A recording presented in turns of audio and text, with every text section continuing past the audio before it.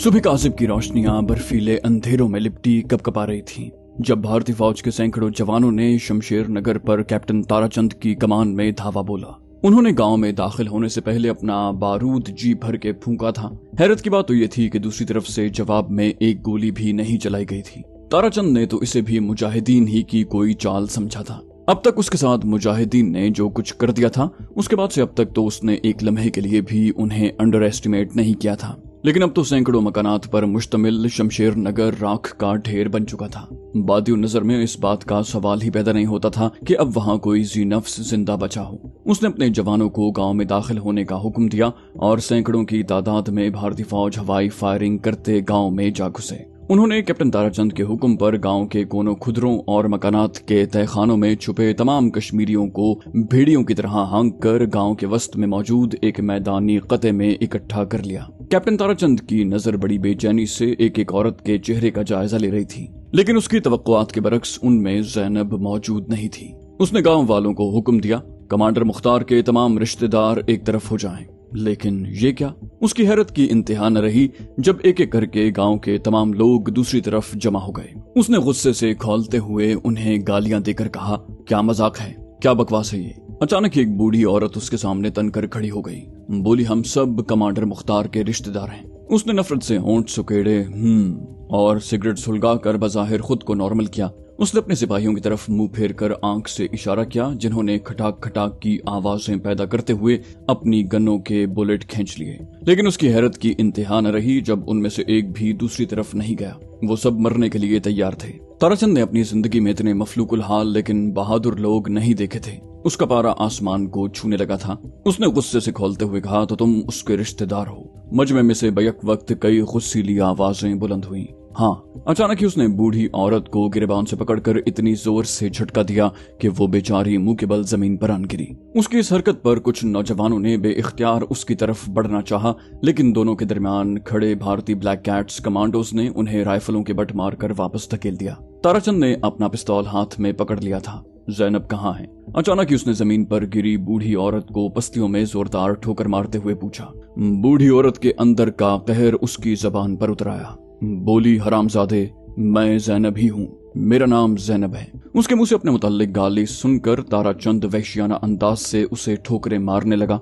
अचानक ही एक नौजवान गुस्से से बेकाबू होकर उसकी तरफ लपका, लेकिन दूसरे ही लम्हे भारतीय कमांडोज की गन से निकली गोलियों ने उसे जमीन बोस कर दिया। सारा मजमा सहम कर रह गया। ताराचंद पर दीवानगी तारी होने लगी। आओ आओ और इसकी मदद करो, आओ ना, अरे आते क्यों नहीं? उसने दीवानावार उस बूढ़ी औरत को दोबारा वहशियाना अंदाज से पीटना शुरू कर दिया। लेकिन क्या मजाल के उस मादरे वतन के पाए सबात में लग़ज़िश आई हो? क्या मजाल के उसने एक लम्हे के लिए भी कमजोरी का मुजाहिरा किया हो? शायद उस मुकद्दस माँ को अपने अंजाम की खबर हो गई होगी। शायद उसने अपने इस्तकबाल के लिए आने वाले जन्नत के उन फरिश्तों को देख लिया था जो उसके लिए तख्ते ताउस सजाए उसके मुंतजिर उसकी आंखों के सामने खड़े थे, क्योंकि उसने अचानक ही कुरानी आयात की तिलावत जोर जोर से शुरू कर दी। ये सूरत हाल कैप्टन ताराचंद के लिए नाकाबिले बर्दाश्त थी। उसकी दरिंदगी बढ़ते बढ़ते अपने नुक्ते अंजाम को छूने लगी थी। उसने अचानक ही अपना पिस्तौल बूढ़ी औरत की तरफ सीधा किया और वेशी की तरह चिल्लाया, मैं आखिरी मर्तबा पूछता हूँ, कहाँ है ज़ैनब? लेकिन इस मर्तबा मादर कौम ने शायद उसके गलीज चेहरे पर नजर डालना भी गवारा नहीं किया था। वो मुसलसल कुरानी आयात का विरद करती रही। अचानक ही फजा यके बाद दीगरे 6-7 मर्तबा लर्जी। भारतीय इंटेलिजेंस के मायना सबूत ने मकबूजा कश्मीर की एक बूढ़ी निहत्ती बेकस और बेबस माँ पर जोश गजब में अपना सारा पिस्तौल खाली कर दिया था। वहां खड़े मजबूर मखहूर कश्मीरियों की आंखों में खून तैरने लगा था, लेकिन वो बेबस थे, कुछ न कर सके। अपने जज्बात का गला उन्होंने घोंट डाला। थोड़ी देर उन्हें मजीद डराने धमकाने के बाद अपने पीछे कुछ लाशें और राख का ढेर छोड़कर भारतीय कमांडोज बेनीले मराम लौट गए। उनके अक़ब में जोश गजब और गम गुस्से से भरे कश्मीरी आजादी के फलक शगाफ नारे बुलंद कर रहे थे, इस खौफ से कि कहीं ये निहत्ते अपने कमजोर हाथों से उनकी गर्दनें न दबोच लें।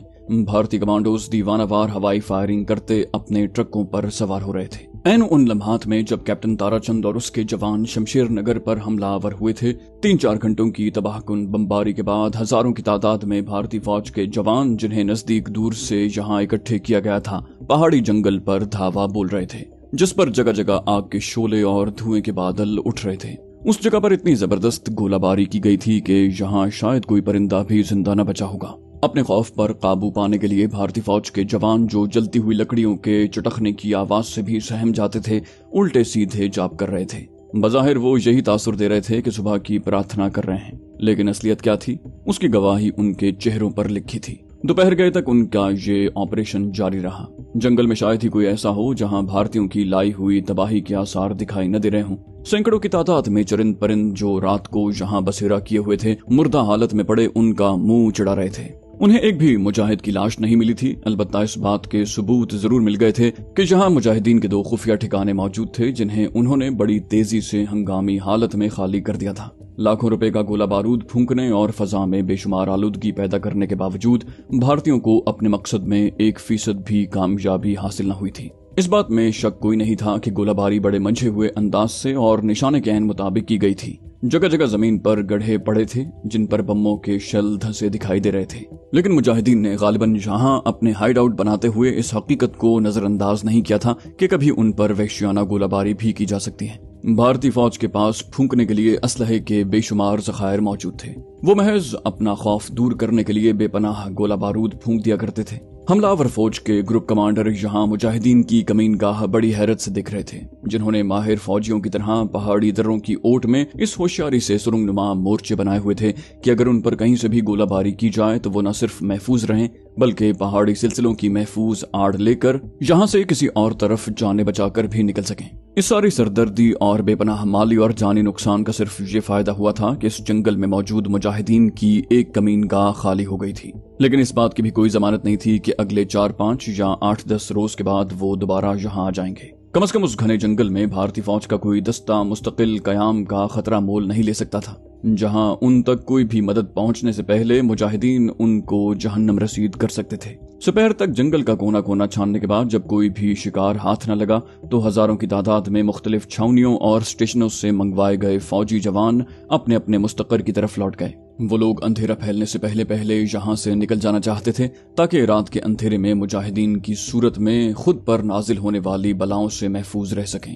इस सारे खूनी ड्रामे का आखिरी सीन बड़ा ही अंदोहनाक था। कर्नल दुबे दोपहर के बाद सब अच्छा की रिपोर्ट मिलने पर जब अपनी जीप में सवार रेस्ट हाउस से उस तरफ रवाना हुआ था तो वो जीपें उसके आगे पीछे उसकी हिफाजत के लिए चल रही थी और उस सड़क के दो रोया मौजूद पहाड़ी सिलसिलों में भारतीय फौज के जवानों ने अपने मोर्चे कायम किए हुए थे। एक पहाड़ी मोड़ काटते हुए अचानक आगे जाने वाली जीप रुक गई। क्या बात है, अब क्या मुसीबत आ गई? कर्नल दुबे ने बड़े गुस्से और झुंझलाहट में आगे वाली जीप से निकलकर अपनी तरफ आते हुए कमांडो से दरियाफ्त किया। उसने दोनों पांव की एड़ियां बजाते हुए अदब से कहा, सर आगे लाश पड़ी है। ओह शिट कहते हुए दुबे बाहर आया। उसके जमीन पर पांव रखते ही 5-6 कमांडोज ने उसे अपने घेरे में ले लिया और अब वो उस जुलूस के साथ उस तरफ जा रहा था। लाश के गिर्द अगली जीप के कमांडोज घेरा डाले खड़े थे। उसे उस तरफ आते देखकर वो एहतरामन एक तरफ हट गए। कर्नल दुबे ने पहली ही नजर में लाश को पहचान लिया। ये गनी टाउट की लाश थी। उसकी गर्दन के गिर्द फंदा लगाकर मारा गया था और गर्दन में बारीक सी रस्सी के साथ एक गत्ते को पिरोया हुआ था जिस पर लिखा था, टू कर्नल दुबे फ्रॉम मुजाहिदीन विद लव। उसने गुस्से और नफरत से चीखते हुए लाश को ठोकर मारी, डैम इट, और अपनी जीप की तरफ वापस चल दिया। उसने अचानक ही अपने साथियों को रेस्ट हाउस की तरफ लौटने का हुक्म दिया था। जितनी तबाहकुन गोलाबारी उन्होंने मुजाहिदीन पर करवाई थी, उसके बाद कर्नल दुबे को यही उम्मीद थी कि जंगल से मुजाहिदीन की जली हुई लाशें और शमशेर नगर से जैनब मिल जाएगी। लेकिन जब कैप्टन ताराचंद ने शाम ढले उसको मुकम्मल रिपोर्ट पेश की तो कर्नल का बस नहीं चलता था कि उसे कच्चा चबा जाए। उसने हस्बे आदत कहा, ओ शिट, और बेचैनी से अपने दाएं हाथ में पकड़ी छड़ी को बाएं हाथ पर मारने लगा। जैनब ने उसे बताया था कि गुज़श्ता 3 साल से उसने ऐसी तबाहकुन बमबारी नहीं देखी थी, ना ही इतने बड़े पैमाने पर कार्रवाई इससे पहले की गई थी। वो जहांगीर को एक लंबा चक्कर दिलाकर अब शमशेर नगर की शुमाली समत में ले आई थी। उसने जहांगीर से गांव जाने की इजाजत तलब की थी, लेकिन जहांगीर ने इनकार कर दिया था। जैनब ने जिद नहीं की थी और खामोशी से टिकटिकी लगाए अपने गांव के सोख्ता मकानों से उठता धुआं देखती रही, फिर उसके साथ चल दी। जहांगीर ने अपनी राय पेश की, मेरे ख्याल से हमें पहले सोपूर की तरफ निकलना चाहिए। उसे उम्मीद थी कि सोपूर में जरूर उसका राब्ता मुजाहिदीन से हो जाएगा। वो जल्द से जल्द अपने साथियों की खैरियत से आगाह होना चाहता था। इस बात का तो उसे इल्म था कि हफीज शहीद हो चुका है, लेकिन बाकी साथियों का क्या हुआ? खुदा न खास्ता इस तबाह कुन गोलाबारी ने उन्हें अपनी खुफिया कमीन गाहों में तो नहीं आ लिया। ये सोच ही उसके लिए बड़ी अजियतनाक थी। उन्होंने जिस बर्फीले जहन्नम को उबूर किया था और जिस तरह अपनी जान जोखिम में डालकर यहाँ तक पहुंचे थे, उसके बाद कुछ किए बगैर शहीद हो जाना उनके लिए बहुत परेशान कुन था। उसका दिल गवाही दे रहा था कि कमांडर मुख्तार की मौजूदगी में जरूर उसके साथ ही महफूज रहे होंगे। कमांडर मुख्तार को मुजाहिदीन में टाइगर मुख्तार की हैसियत से जाना जाता था। भारतीय फौज के नरगे से निकलने के वो रिकॉर्ड कायम कर चुका था। मुतअद्दिद मर्तबा ऐसा भी हुआ कि वो भारतीयों से चंद गज की दूरी पर फायरिंग करता भाग जाने में कामयाब हो गया। जहांगीर के साथ आने वाले एक मुजाहिद ने उसे कमांडर मुख्तार के मुतालिक बताया था कि वो एक मर्तबा भारतीय BSF की गिरफ्त में आने के बाद उन्हें जुल्द देने में कामयाब हो गया था। वो अक्सर अपने साथियों से कहा करता था कि भारतीय फौज उसे जिंदा गिरफ्तार करने की हसरत लेकर ही रह जाएगी और वो इंशाल्लाह कभी जीते जी उनके हाथ नहीं आएगा। जहांगीर के साथ आने वाले मुजाहिदीन में से उनका सिर्फ एक साथी 2-3 मरतबा पहले बेस कैंप तक आ चुका था, लेकिन उसका ताल्लुक श्रीनगर से था। वो भी मकामी इलाके को ज्यादा नहीं समझता था। शायद कुदरत ने उन्हें इस सानहे से बचाने के लिए हादसाती तौर पर कमांडर मुख्तार से मिला दिया हो। उसने सोचकर अपने दिल को तसल्ली दी। जहांगीर को इस बात का इल्म था कि सोपूर, बांडीपुरा और कुपवाड़ा में मुजाहिदीन की पोजीशनें बहुत मजबूत हैं और वो भारतीय फौज के लिए गुज़श्ता 3 साल से मुसलसल चैलेंज बने हुए हैं। सुबह हो चुकी थी और वो दोनों गुज़श्ता 24 घंटों से कुछ खाए पिए बगैर आज़म सफर थे। जहांगीर ने गन अपने फिरन में इस तरह छुपा रखी थी कि वो उसके जिस्म का एक हिस्सा बन चुकी थी। उसे अपनी फिक्र तो नहीं थी, लेकिन इस बात का एहसास जरूर था कि ज़ैनब मुजाहिदा होने के अलावा एक औरत भी है जिसने अपने 2 प्यारों की लाशों को अपने हाथों गुज़श्ता दिनों दफनाया है। उसे बहरहाल आराम और कुछ खाने की जरूरत थी। जहांगीर ने उसके चेहरे की कैफियत से अंदाजा कर लिया था कि ज़ैनब अब सिर्फ अपनी कुव्वत इरादी के बल पर सफर कर रही है। उसकी जिस्मानी हालत बहुत खस्ता हो रही थी। मेरे ख्याल में हमें कुछ आराम कर लेना चाहिए। उसने जानबूझकर हम का लफ्ज इस्तेमाल किया था। जहांगीर ज़ैनब को ये एहसास भी नहीं दिलाना चाहता था कि वो उसे कमजोर समझकर ये बात कर रहा है। ज़ैनब के होंठों पर जाने कहां से फीकी सी मुस्कुराहट आ गई। बोली, जैसे आपकी मर्जी। उसने ज़ैनब से पूछा, मेरे पास कुछ पैसे हैं? नजदीक अगर कोई बाजार है तो मैं कुछ खरीद लाता हूँ। ज़ैनब उसे सड़क के साथ साथ लेकिन पहाड़ियों में सफर करती हुई इस तरफ लाई थी। उसने जानबूझकर ये रास्ता इख्तियार किया था। जहांगीर जानता था कि पुलिस और फौज के तमाम नाके सड़क के साथ ही लगे हुए थे और ये लोग कम से कम उस इलाके में पहाड़ियों में घूमने या नाके लगाने का खतरा मोल नहीं ले सकते थे। इस सूरत में वो मुजाहिदीन का बेहतरीन निशाना बन जाते। ज़ैनब ने उसे खबरदार किया। बोली, आपका बाजार में जाना शायद मुनासिब न रहे। भारतीय इंटेलिजेंस ने सारे इलाके में मेरी तलाश में जासूसी का जाल फैला रखा होगा। किसी अजनबी को तो वो लोग कभी माफ नहीं करते। मकामी आबादियों में उन्हें टाउट मिल जाते हैं जो किसी भी बाजार और गली मोहल्ले में कोई नाशनासा चेहरा देखने पर ये इत्तला आगे पहुंचा देते हैं। अब किसी पर एतबार भी तो नहीं किया जा सकता। हमारे गांव में किसी को वहमो गुमान में भी ये बात नहीं आ सकती थी कि चाचा गनी आस्तीन का सांप बन जाएगा। उसकी दानिश पर जहांगीर ने दिल ही दिल में उसे दाद दी। वाकई वो मुजाहिदा थी। उसने कुछ सोचते हुए दोबारा कहा, एक तजवीज मेरे जहन में आई है। जहांगीर ने बेचैनी से दरियाफ्त किया, वो क्या? वो बोली, हम बाबा शकरदीन की ज़ियारत पर जाते हैं। यहाँ चूंकि नजदीक दूर से ज़ायरीन आते रहते हैं, इसलिए शायद हमारा कोई खास नोटिस न लिया जाए। अगर वहाँ कोई शनासा चेहरा दिखाई दिया तो मैं कोशिश करूंगी कि उससे रहनुमाई हासिल करूं।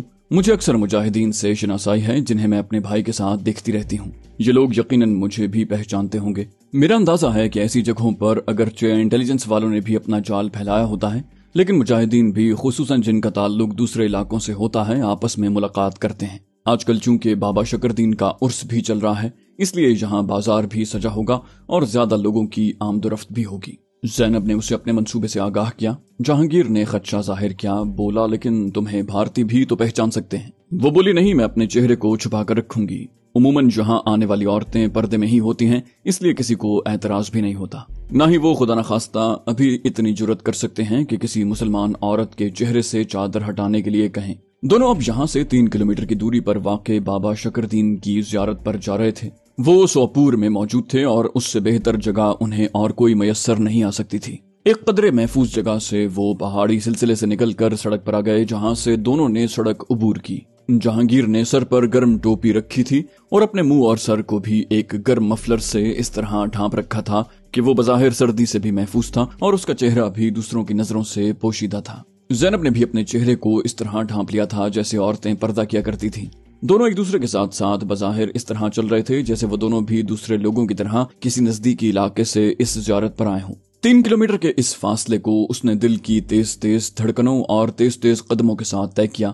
इस दरमियान 4 जगह उन्हें बीएसएफ की चौकियां दिखाई दी, लेकिन किसी वक्ती मसलहत के तहत अभी तक भारतीय इंटेलिजेंस वाले यहां से गुजरने वाले हर शहरी की तलाशी लेने का खतरा मोल नहीं लेते थे। उन्हें इस बात का डर था कि इस तरह यहाँ मजीद इश्तियाल फैल जाएगा और लोग इसे मजहबी मामलात करार देकर जुलूस निकाल लेंगे। सोपोर को मुजाहिदीन का शहर कहा जाता था। उस शहर की करीबन 2 लाख आबादी थी और जहाँ जब किसी शहीद का जनाजा या जुलूस निकलता तो 1.5 लाख से कम तादाद उसकी नहीं होती थी।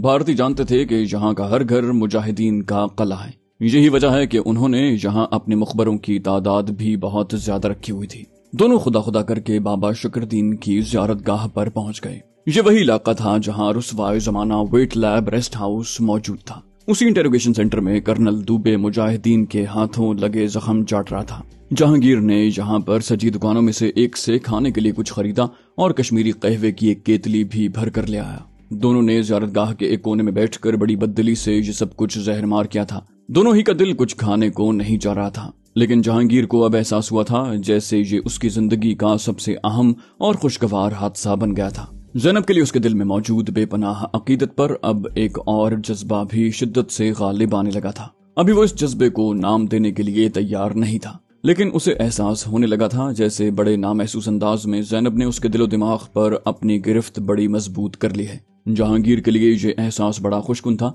वहाँ उसने खुद को बड़ी आजमाइश में भी डाल लिया था। उसे एक ही खौफ दामनगीर था कि कहीं उसके दिली जज्बात का हल्का सा परताव भी उसके चेहरे पर न आ जाए। वो नहीं चाहता था कि ज़ैनब को इस मरहले पर उसके अंदर आहिस्ता आहिस्ता जन्म लेने वाली इस कश्मकश से आगाही हो। फिलवक्त उसकी जिंदगी का सबसे बड़ा मकसद यही था कि जिस तरह भी मुमकिन हो ज़ैनब को महफूज हाथों में पहुंचाए। उसके दिलो दिमाग पर बोझ अचानक आन पड़ा था। उससे तभी निजात मुमकिन थी जब ज़ैनब जो एक अमानत बनकर उसके पास आ गई थी बखैर खूबी और बाहिफाजत अपनों में पहुंच जाए। वो एक अमीन की तरह जिम्मेदारी के बोझ तले दबा हुआ था। जहां एक तरफ से उसे अपने साथियों की फिक्र खाई जा रही थी, वहां दूसरी तरफ ये एहसास भी जानलेवा था कि मुजाहिदीन के साथ कमांडर मुख्तार की बहन अभी तक गैर महफूज है। दोनों ने बहुत कम खाना खाया था, लेकिन कहवे ने उनके बदन में कदरे हरारत और जिंदगी का एहसास पैदा कर दिया था, वरना तो यहाँ की सर्दी खून मुंजमद किए देती। जहांगीर ने फिरन पहने और कांगड़ियां संभाले अपने गिरदा गिर्द चक्कर लगाते कश्मीरियों में से 2-3 को मार्क कर लिया। उसकी छठी हिस्स ने बता दिया था कि उनमें भारतीय इंटेलिजेंस के लोग मौजूद हैं और गुज़श्ता रात वाले मार्के के बाद से भारतीयों को 100% उम्मीद होगी कि उस तरफ कोई न कोई मुजाहिद पनाह लेने आएगा। यही सोचकर उन्होंने शायद ज़ियारतगाह पर मामूल से ज्यादा सख्त चेक रखा हुआ था। लेकिन क्या मुजाहिदीन ने इस मफरूजे पर गौर नहीं किया होगा? ये सोचकर जहांगीर के दिल को तसल्ली हुई और उसने सोचा अगर कमांडर मुख्तार जिंदा है तो उसने कभी इस अहम पहलू को नजरअंदाज नहीं किया होगा। जहांगीर की तलाश में जरूर मुजाहिदीन भी यहाँ पहुंचे होंगे। सबसे अहम बात यह थी कि ज़ैनब उसके साथ थी जो उनके कमांडर की बहन थी और वो जानते थे कि जहांगीर पर कितनी अहम जिम्मेदारियां आन पड़ी हैं। अचानक ही ज़ैनब के मुंह से ये अल्फाज निकले, उफ मेरे खुदाया। और जहांगीर ने चौंक कर उस तरफ देखा जिधर ज़ैनब ने नजरें गाड़ी हुई थी। उसे बल खाकर उस समत की सड़क पर आर्मी के ट्रक और जीपें आती दिखाई दी और दूसरे ही लम्हे उसे सूरत हाल की संगीनी का इदराक हो गया। ये आर्मी कैनवॉय यकीनन इस तरफ आ रहा होगा।